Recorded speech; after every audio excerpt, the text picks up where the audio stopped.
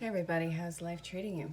This is your daily insight on life and love, and this is for May 28th, 2020. But it's also timeless. So wherever you're pulled to in time, let me know what brings you here. Let me know if you need clarification. Let me know if you want to book your own personal reading, because the sale has been extended. It's been a lot of fun, and well, it's been filling up really fast. So if you have any questions about that, feel free to reach out for the details. Kind of there. I'm on every social platform, and my email's in the description. It's really easy to access me. I'm kicking this off with regular Rider-Waite again. We have the Page of Cups. I think I'm gonna title this "Wait for Better Weather." Yeah.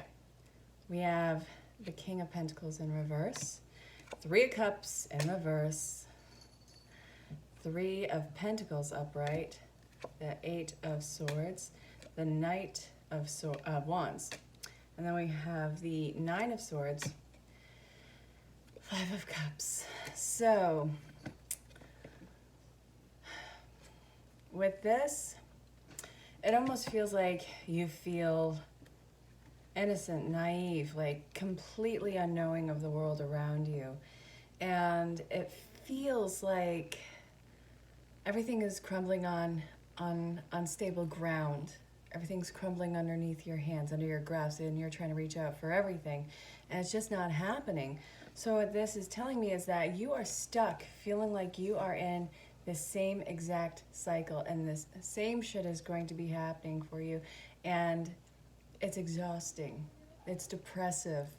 This is a lot of anxiety-ridden times.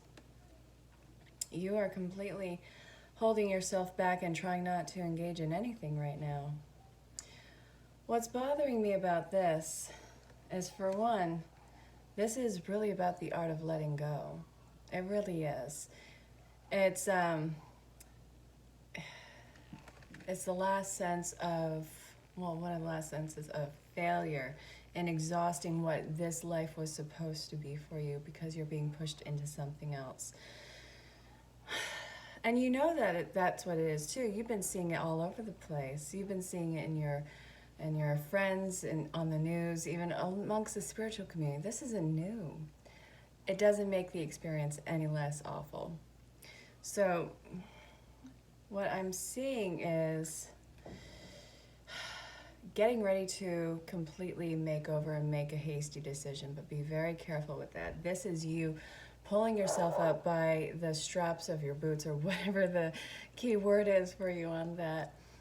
Seeing the light at the end of the tunnel, and just, saying, you're having a case of the fuck it. I can't do this anymore. No, I'm not going to lose my head over this. I fucking quit. I quit. Just quitting. Quitting whatever this shitstorm was.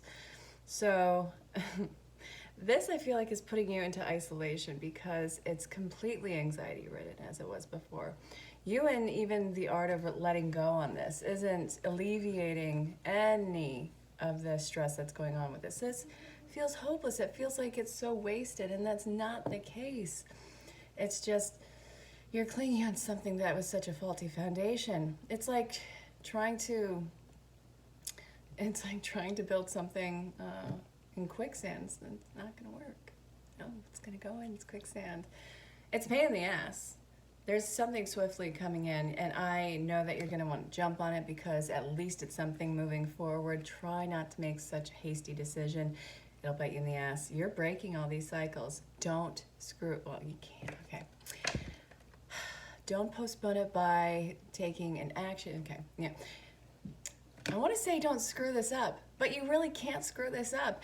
What you're doing is you're at like this slight fork in the road. So are you going to take this, the easy way, okay, we're going to learn from this, or are you going to go the hard way, which, seems like you're repeating a cycle. It's just going to loop you right around, right back to where this is, and so you'll go this way.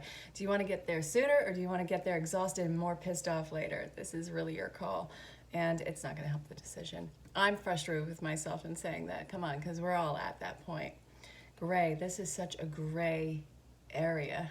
It's so foggy. You can't see your landing point, and again, that's another point of depression. I can't even see where I'm falling into, but at least it's better than what I jumped off of.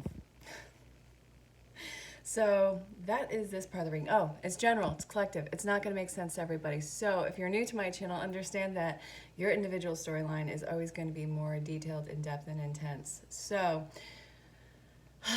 keep that in mind. Find me on any social platform and say hello. Let me know where you are in the world. If you have any questions about anything, it's going to get interesting. If you are here for more than a day, which it'd be super cool if you did, make sure you hit the bell for notifications. I can sometimes talk like a sailor, and sometimes, well, no, not even sometimes, all the time. I love love. I love the ways that it shows up and that it expresses itself. There's so many ways to love. That's what I'm about. So let's see what's up. But yeah, wait for better weather. Don't make a hasty decision right now. I know that you're letting go. I know that you feel like so defeated and naive, and how could this have happened again? It's the same thing over and over and over. No. This is the last pull away before something great happens. We're going to find out a little bit more of what. I hope it's not going to be vague. Spirit, let's not make this vague. I hate the vague. No. Work your light. Trust your path. Okay. Alrighty. If you knew you would be supported, what would you do? What would you do? What would I do? Endless amounts of travel. Get grounded. Okay, soul family. Okay, get grounded. The crumbling. Ah, son of a bitch, I knew you were coming out. This is so ridiculous. Learn to dance with your pain. So I actually stole that phrase from one of the CEOs of Twin Flame Revolution. Her name's Nicole Peretti. She's beautiful. Her wife is. They're both goddesses in their own right. Divine feminine, divine masculine. I stole this quote from them and I use it all the time. Nicole, if you somehow catch this, know that I'm not sorry, but I love you so, so much. And you guys are pretty amazing with the work that you do. Sisterhood of the Rose. Dance with life. Learn to dance with your pain. Pillars of light. You are rising up. Oh, it's really easy to get scattered, feel that depression, that anxiety. It's really easy to live there, and it's almost like a torturous kind of fun because we can think of all the shitty things that have happened and how this is a repeated cycle in our life. Sit there for hours on end. Someone sends us a text or a meme, or somebody gives us a call. We answer, get back off the phone, come back to, oh yeah, where was I? Remember when this shitty thing happened from this person, or this was so embarrassing? Remember that dumb thing you said in 8th grade? Yeah, let's relive that scenario. This is all the things that are coming up right now. Trust your path. So what would you do if you knew that you could be supported? By the way, if you're hearing a puppy cry in the background, the puppy is just throwing a temper tantrum because he's tired and his parents are not going to bed right now. They're being butts about it. Okay, soul family, call in your tribe. You don't have to do it alone. Get grounded. Empaths, highly sensitive, connect with nature. This is all about grounding work. So, all right, the crumbling. Wait, I saw it. Okay. Oh, that's right on the card, the same card I was reading with. I thought I saw it twice. Yeah, I'm an empath. If you're watching this, you're probably empathic too. It's really easy to get your emotions all up in a twist, and sometimes we have such a such a drastic change of emotion, we don't exactly know where it's coming from. This is because, well, first off, unless we are completely mindful of it at all times, we often suck at boundaries and we take on other people's emotions, and we are not sure where it's coming from, yet we still react the same. Be mindful and in the moment. If something is acting suddenly out of place, it's probably because you are scattered. Pull it back in your energy. I've been telling people a lot recently, we're in springtime, something about rooted vegetables and keeping you grounded. That works with the base chakra amazingly. Go with foods that are, you know, a deep, rich root or deep, rich red. Follow how that makes you feel and whatever gets you that calm. It's like almost natural soul food. So, calling in your tribe, you don't have to do it alone. These people completely get you, and that there's a wonderful boundary between you where you guys can be in the same room. A room of empaths is one of the most soothing things on the planet. I don't know if you can really argue with me on that one. Everybody is fully aware of the wave that is going through. completely considerate of what other people may be going through. And there's a soft boundary between absolutely everybody. So calling in your soul tribe, you empath, you, to whatever degree you may be open, this, you're calling in the likeliness. And this actually creates a really comfortable environment for you. So if you knew that you would be supported with these people in these situations, what would you want to accomplish in that time? I don't care if it's as simple as bowling a perfect score. Like I have ever gotten anything over 90.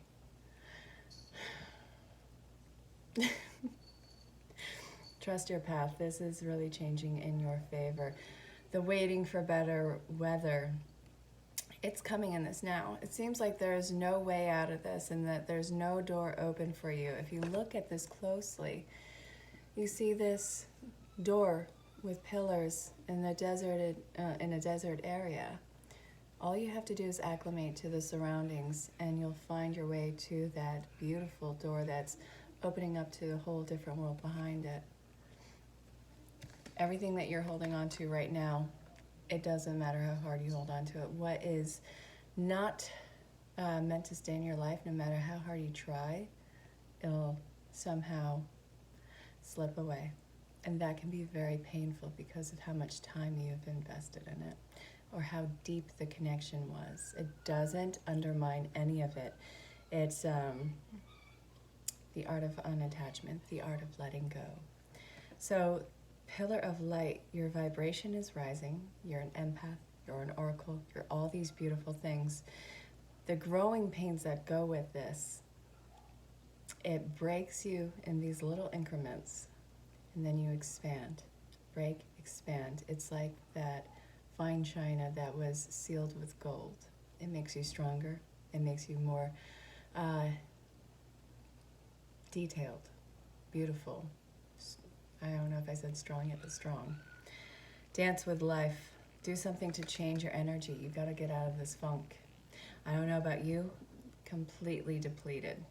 Waking up exhausted, eyes dry as hell. You got to do something to break that cycle. Sisterhood of the Rose, beauty, devotion, priestess, mystic, teacher. You have really loaded your plate as a student. This is calling for you since you're on this journey, this ascension journey, the healer's journey, ancestral healing. It's important that you look for somebody who has potentially been through this already or who is further along in their journey than you, because this will be a wonderful aid for you to take the edge off. They'll see exactly where you are, knowing that it's a different perspective, but they'll be able to give you some insight on what is coming and how you can prepare yourself. And also, being in the space with other mystics, healers, teachers, what have you, that energy in itself is very healing. This is such a rite of passage for you. What are you clinging onto and why? Lightning is striking so many times here. You are going to be reanimated, whether you like it or not. Looking back, you're going to love it, though. It's going to be a little hot and hard to handle at times. But you'll get there. Shield yourself. Yeah, that's right. Kick him in the shins and run. No, I'm just kidding. All right, come on. Ooh, no, no. Ah, you bastard. That's so many cards. All right, you're gonna see this. Oh, no. And of course I see the twin flame card. I'm like, oh my God, oh my God. No, that was too many cards. I'm a terrible shuffler in this moment. We're not gonna be playing that. Spirit, I'll take 1 or 2 cards. More. Actually, I have 4 here. Give me 1. No, I'm not taking that just because it's the twin flame card and it was flipped over. No. If it comes out again, it's meant to come out. That's right. I said it. Yeah. Listen to your intuitive feelings. That's right. Learn how to listen to yourself. Your emotional sensitivity. Integrity. All of this is done completely with integrity.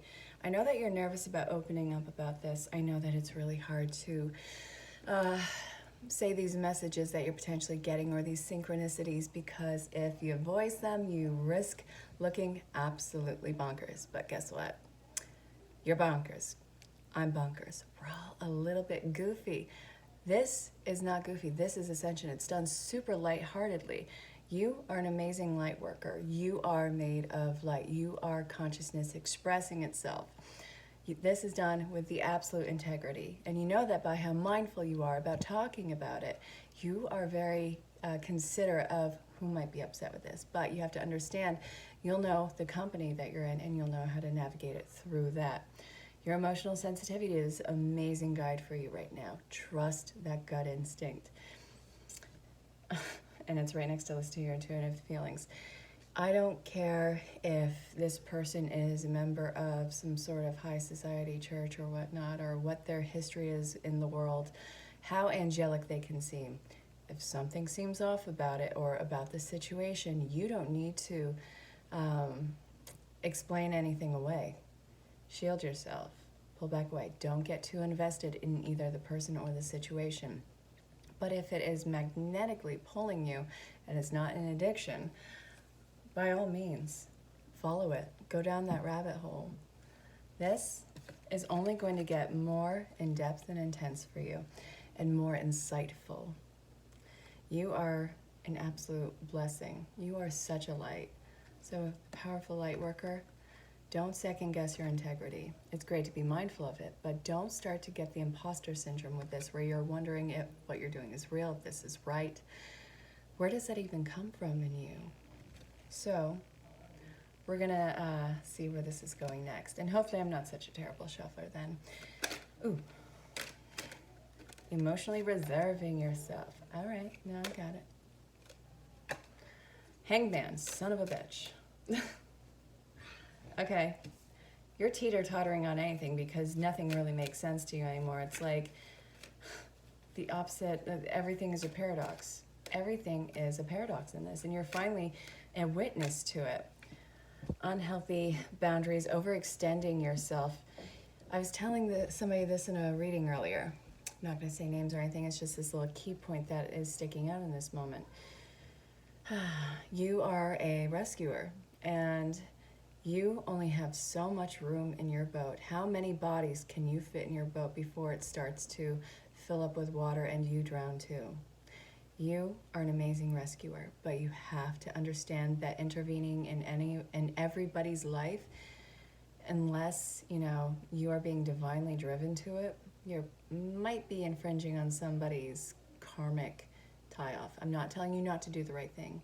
I'm saying don't overextend yourself to the point where you drown too. You are just as important, and your light is burning incredibly bright. It hurts because I get that you would want to save everybody. That is a very noble thing. I've always wanted to help people my entire life. And it breaks your heart when you see so much potential and so much promise and it falls underneath itself, or you can't reach out to help somebody. It hurts, but you have to understand that you can't save everybody, and you have to look at the world completely unbiasedly like that. Some things are out of your control in that moment. Reserve your energy. It's about to get absolutely crazy. I mean, even more so than it is. Different kind of crazy. Judgment. Ugh, you persnickety punk. Okay, so a judgment and the Four of Cups, and I feel like there's another one here. The Ace of Swords.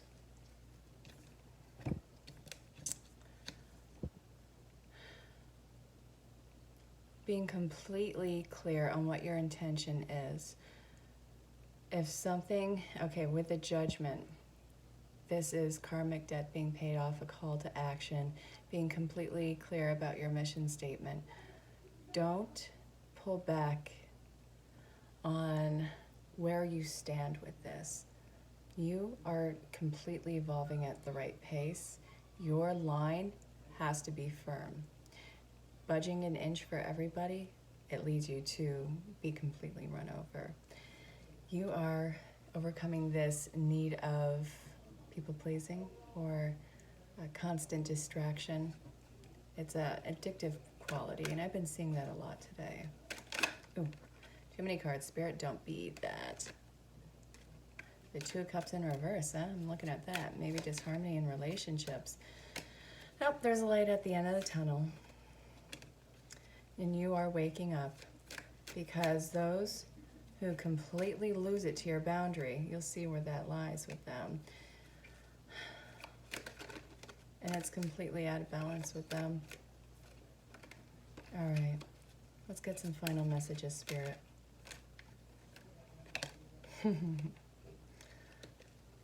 Get ready for some pretty incredible downloads and insights. There is a light at the end of the tunnel. You are waking up. You're seeing exactly what is in the realm of possibility to be helped, balanced. You're seeing things come into order. You're getting a lot of insights about the people and situations around you, the true colors are showing, and how there's been an enabling process going on. Nobody's going to be supporting that anymore. It's time to pull back and wait for better weather. Haha, see what I did there? See that? I finished it off with that. Actually, I'm not done yet. I still want to get the Animal Spirit Guide card. But you see what I did there? All right, come on. Out with it, Spirit. What is the Animal Spirit card? The Tiger. Yes, so this is good. This is primal power, creation, sexuality, and perception. While all feline images denote power, tigers are particularly powerful. In China, they are considered the king of all beasts. In Hindu mythology, the tiger is associated with the goddess Kali, who represents creation and sexuality and death. In traditional Sumerian, Sumatran culture, tigers were killed only in self-defense, out of fear of inspiring collective hostility of other tigers. The Europeans began setting tiger traps in Sumatra. The local inhabitants would go out to the traps to explain to the animals that the devices were not constructive to their they were not constructed with their consent. In this painting entitled Tiger's Eye, the tiger is framed in a kind of cartouche. I don't know if I'm saying that right, which implies regal status that emphasizes the eye motif. Like all cats, tigers have a binocular vision, which gives them greater depth of vision and the ability to judge distances accurately. I'm going to go ahead and argue with that, because if you saw how my cats try and jump on the shelves, they miscalculate. Just saying. Might be a little bit of wiggle room for wrong there. The eye of the tiger symbolizes the sound judgment and keen perception. So what are you seeing so sharply right now? Go ahead and reach out about if today's reading resonated, or if you need clarification, or if you had questions about booking a personal reading. You can find me on any social platform. Just search the name. And the email should be available too. I look forward to hearing from you, and I love you all very, very much. And until next time, stay safe, have fun. I'll talk to you all soon. Bye for now.